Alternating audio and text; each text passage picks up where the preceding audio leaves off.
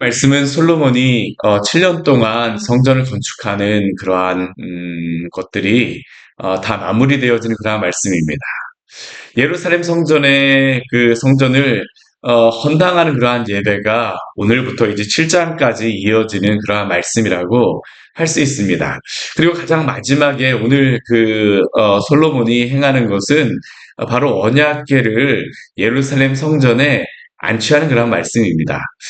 오늘 그 말씀, 어떠한 말씀들이 기록되어 있을까요? 우리 1절 말씀을 보게 되면 솔로몬이 여호와의 전을 위하여 만드는 모든 일을 마쳤다라고 말씀합니다. 성전을 건축하였던 그러한 모든 일들이 끝났습니다. 15만 명이 넘는 그러한 많은 사람들을 불러서 이 성전을 건축하였던 그 일이 사실 굉장히 큰 역사였었죠. 말이 15만 명이지 이것을 7년 동안 진행을 했다라고 하는 것은 대단한 일입니다. 이스라엘 백성들의 많은 사람들이 이것에 참여할 수밖에 없었고, 또한 그 일을 감당하려고 하게 되면 많은 물질도 필요하였었고, 많은 힘도 필요하였었고, 또 많은 수고도 필요하였을 것입니다. 근데 오늘 말씀을 보게 되면요, 이 많은 그러한 힘을 쓰고 애를 쓰고 노력을 쓰고 많은 그러한 물질도 하나님 앞에 드리고 많은 것들을 하였는데도 불구하고요, 일에서 지치를 않습니다. 오히려 오늘 말씀을 보게 되면 넘치고 넘치는 은혜가 있다라는 것을 우리가 발견할 수 있어요. 우리 한번 말씀 한번 보시고 우리 1절 뒤에 말씀을 보게 되면요, 여호와의 전을 위하여 만드는 모든 일이 다 마쳐졌는데 그 다음에 있었던 것이 무엇입니까? 그 솔로몬이 그의 아버지 다윗이 드린 은과 금과 모든 기구를 가져다가 하나님의 전 곳간에 두었다라고 말씀합니다. 이것은 무엇을 의미하는 걸까요? 다윗이 하나님 앞에 드렸던 그 모든 준비했던 예물들 있잖아요. 우리가 역대상 말씀에 보게 되면 다윗이 마지막에 하였던 것은 그가 그 평생에 하나님의 전을 건축하기 위하여서 준비하였던 그런 많은 은과 금과 그런 준비들이 있는데, 그 모든 것들이 성전을 그 건축하는 것을 마쳤음에도 불구하고 그것이 남았습니다. 오히려 그것들이 남아서 이 성전 안에다가 이것들을 갖다가 쌓아놓을 수밖에 없어요. 이것은 무엇일까요? 하나님이 부어주시는 그 은혜가 차고 넘쳤다라는 것이죠. 그것뿐이 아닙니다. 이렇게 그 차고 넘쳤다라고 하는 것은 그냥 다윗으로서만 그렇게 하나님 앞에 드리는 것으로서만 끝났던 것이 아니라 이스라엘 백성들이 몸으로 수고도 하고 여러 가지 많은 시간도 들이고 하나님 앞에 헌신하지만, 그러나 그들이 또 어떻습니까? 물질적으로도 계속 하나님 앞에 헌신하며 일에 동참하였다는 것입니다. 하나님께 헌신하는 그 기쁨과 즐거움이 이 안에 넘치고 충만한 것을 우리가 발견할 수 있죠. 저는 이 말씀을 보면서 우리 교회에, 또한 우리 한국교회에 이러한 은혜가 있기를 정말로 기도하였습니다. 우리 모든 교회에 이러한 축복이 있기를 원합니다. 얼마나 참 감사한 것입니까? 하나님 앞에 헌신하면 헌신할수록 하나님이 부어주신 은혜가 더 큽니다. 하나님이 부어주신 은혜가 더 크다 보니까 수고하면 수고할수록 더 수고하고 싶습니다. 더 헌신하고 싶습니다. 더 주님께 드리고 싶습니다. 이게 바로 이 7년 동안 있었던 일이라는 것을 우리에게 보여주고 있는 것이죠. 이러한 일들이 있으면 얼마나 좋을까요? 교회마다, 또한 우리 광야생교회에서 이러한 일이 있다라고 하게 되면, 또한 이 지역에 있는 모든 교회 안에 이러한 일이 있다라고 하게 되면 교회 안에 문제가 없을 것입니다. 우리에게 구해야 될 것이 무엇입니까? 하나님 우리에게도 이러한 넘치는 은혜를 허락하여 주시옵소서. 오늘도 우리가 이렇게 주님 앞에 기도하며 간구하며 나아가기를 원합니다. 그리고 이 일이 다 이 일을 다윗이 드린 은과 금과 모든 남는 그러한 기구들, 또한 그런 것들을 하나님 전 곳간에 드리면서 솔로몬이 무엇을 합니까? 사람들을 모읍니다. 여호와의 언약궤를 다윗성에서 이제 예루살렘 성으로 옮기기 위함이죠. 우리 지금까지 보게 되면요, 우리 앞부분에 우리 말씀을 보았던 것과 같이 언약궤는 아직까지 이 예루살렘 성전에 있지 않았습니다. 하나님의 그러한 오늘 말씀을 보게 되면 이게 하나님의 그 예전에 광야에서 하나님께서 모세를 통하여 만들게 하셨던 여러 가지 성물들이 있었습니다. 그렇죠?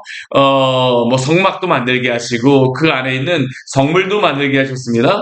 그 성물과 성막 같은 경우 지금 어디에 있냐 하면 기브온 산당에 있습니다. 예루살렘으로부터 한 10km 정도 떨어진 곳. 솔로몬이 이전에 하나님 앞에 1,000번째 그러한 예물을 드렸던 곳에 있었었고요. 또한 또 언약궤는 다윗성에 있었습니다. 원래 언약궤는 이 하나님의 성막에 같이 있었었는데 우리가 사무엘상 말씀을 보면 어떠한 일들이 벌어지게 됩니까?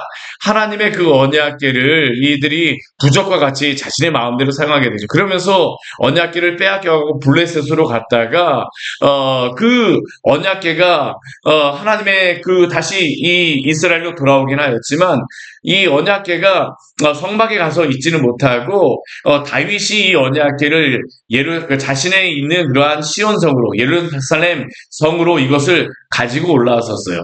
그리고 오늘 이제 말씀을 보게 되면 그 언약궤가 그 새로 지은 그러한 성전 안으로 옮겨지게 되어진 것. 이게 바로 오늘 말씀에서 나오는 그러한 내용이죠. 그런데 이 언약궤를 옮길 때에 어떻게 하냐 하면요. 우리 2절 말씀에 보게 되면 이스라엘 장로들과 모든 지파의 우두머리들, 곧 이스라엘 자손의 모든 족장들이 다 예루살렘으로 모일 수 있도록 솔로몬이 소집을 하였습니다. 그리고 그때가 언제라고 이야기하냐면요. 일곱째 달 절기라고 말씀합니다. 일곱째 달 절기는 언제일까요? 일곱째 달 절기는 어떠한 절기입니까? 우리가 구약 성경에 보게 되면 바로 초막절의 그러한 절기입니다. 대속죄일, 나팔절, 초막절의 그러한 절기가 바로 이 일곱째 달에 있었던 그러한 절기입니다. 특별히 일곱째 달 절기라고 하게 되면 초막절을 의미하는 겁니다. 초막절 같은 경우에는 무엇을 하냐 하면 이스라엘 백성들이 그 광야에 있었던 그러한 초막을 다시 한번 그 초막에 지냈던 것을 기억하며 그들이 이 초막을 만들고 그곳에서 한 일주일 정도 머뭅니다. 그래서 오늘날에도 이스라엘 가보게 되면요. 이 일곱째 달 절기 우리나라 추석하고 비슷합니다. 날짜가 추석때입니다. 그래서 지금쯤 되게 되면 어떤 것을 하냐 하면 이 초막절에 그 초막을 만들려고 준비하는 것이 있습니다. 이제 한 달 정도 있으면 우리나라도 추석이 돌아오잖아요. 그렇죠? 그래서 그들이 초막을 만들게 되어지는데 이 초막절의 절기에 이 언약궤를 옮기게 되어지는 것이죠. 아마 이 일곱째 달 절기에 이미 이 성전 우리가 다 앞에 말씀이라든가 그 열왕기 말씀을 보게 되면 이미 이 성전은 미리 만들어졌었습니다. 그런데 이것을 조금 기다렸다가 옮기는 것은 이 초막절의 절기에 맞추기 위하여서 이 일을 했던 것으로 생각이 돼요. 특별히 이 초막절에는 1년의 그러한 모든 농사가 다 마무리되고 이 모든 수확을 거두는 그러한 때인데 그들이 이 성전을 만드는 것을 다 마무리하고 나서 이 언약궤를 옮기는 그러한 일곱째 이 초막절에 이것을 행한다라고 하는 것은 의미가 있었죠. 그렇기 때문에 이 초막절에 이 언약궤를 옮기는 것입니다. 그런데 이때의 언약궤를 옮기는 사람들이 누구일까요? 우리 4절 말씀해 보게 되면 이렇게 말씀하고 있습니다. 우리 4절 말씀 같이 한번 볼까요? 이스라엘 장로들이 이름에 레위 사람들이 궤를 매니라. 우리 여기에 보게 되면 누가 궤를 맸다고요? 레위 사람들이 맺습니다. 레위 사람들이. 우리 그 솔로몬의 아버지 다윗이 언약궤를 옮기면서 실수하였던 한 가지의 것이 있었죠. 어떤 것입니까? 소가 옮기는 그 수레에 실어갖고 언약궤를 옮겨서 우사가 죽게 되는 그러한 일이 있었잖아요. 그래서 그곳을 베레스 우사라고 하는 그러한 사건이 있었는데, 우사가 그곳에 죽게 되는 그러한 사건이 있었는데, 이번에는 그 수레가 멀지 않습니다. 누가 이 언약궤를 맵니까? 레위 사람들이 궤를 매게 됩니다. 왜 레위 사람들이 맸을까요?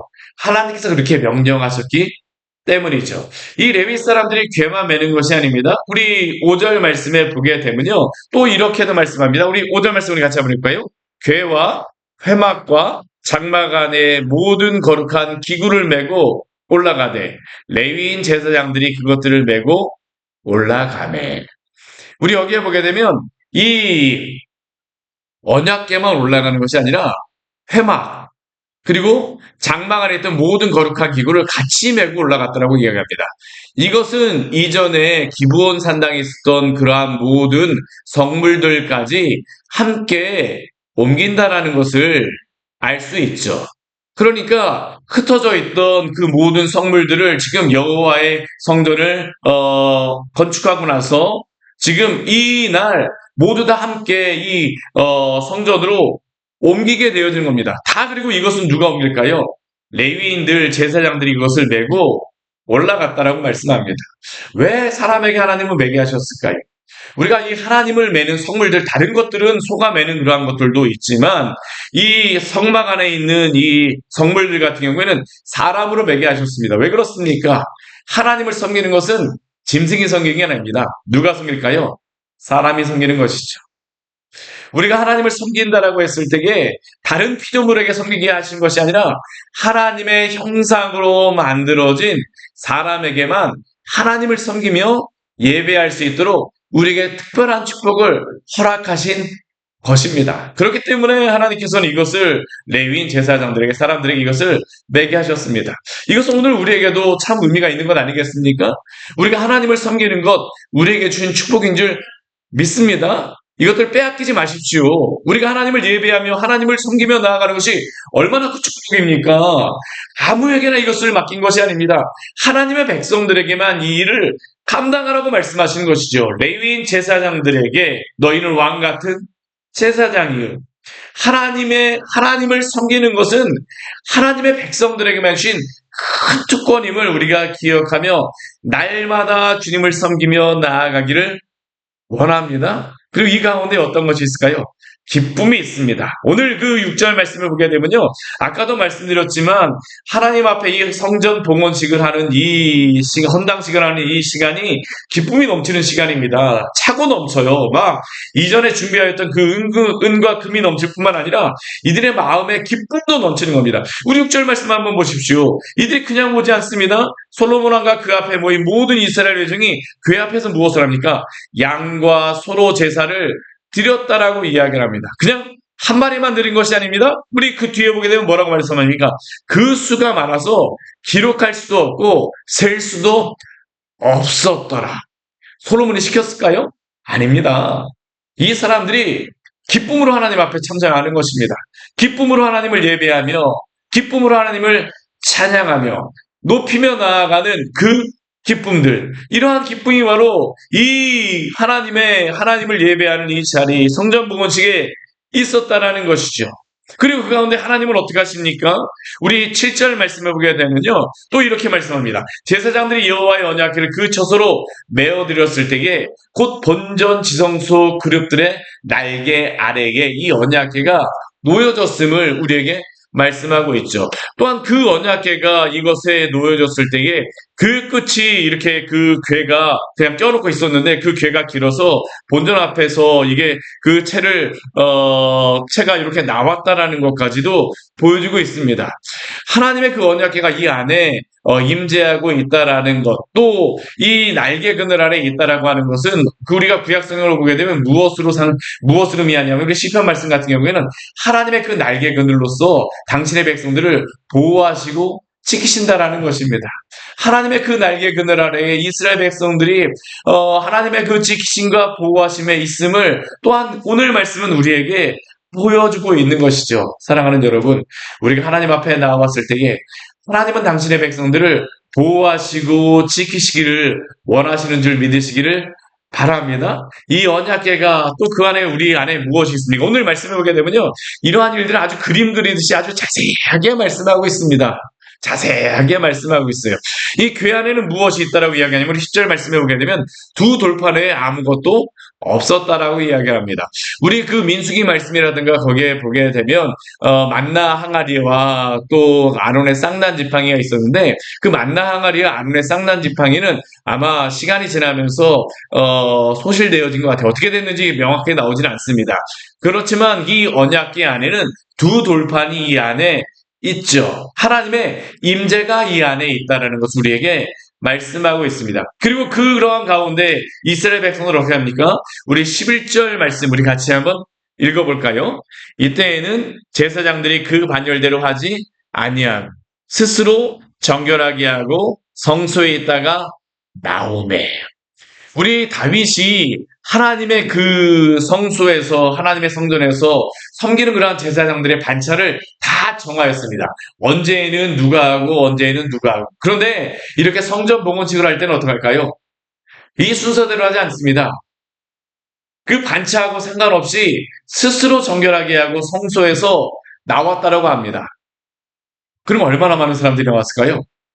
모두 다 참여하였다는 것이죠. 하나님의 이 예배에 참여하고 싶어하는 모든 사람들, 그러니까 모든 그러한 제사장들이 이 예배를 사모하며 자원함으로 주님 앞에 나와서 예배하였다는 겁니다. 그뿐만 아니라 우리 12절 말씀에 보게 되면 노래하는 레위 사람, 아삽, 헤만, 여두둔의 그러한 아들들과 형제들이 다 그 세마포 옷을 입고 나와서 재금과 비파와 수금을 붙잡고 나팔 부는 제사장 120명이 함께 나팔을 불며 하나님께 찬양하고 있는 그러한 소리가 나오고 있죠. 무엇이라고 찬양합니까? 우리 13절 말씀을 보게 되면요.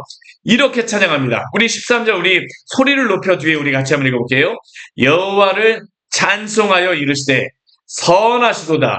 그의 자비하심이 영원히 있도다 하네. 그때 여호와의 전에 구름이 가득한지라. 그러니까 이 모습이 어떤 모습입니까?